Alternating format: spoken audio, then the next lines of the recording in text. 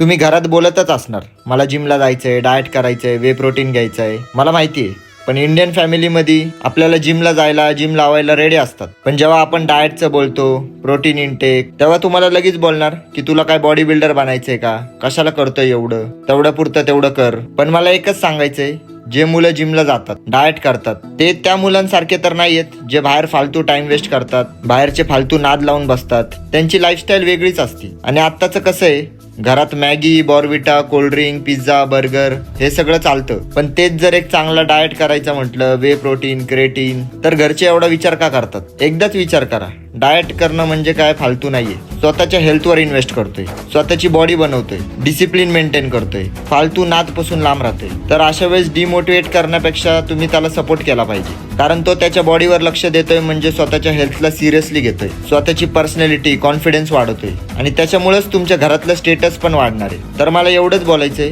त्याला सगळ्या गोष्टीत नाही बोलण्यापेक्षा थोडं सपोर्ट करा, चांगल्या गोष्टीसाठी सपोर्ट करा.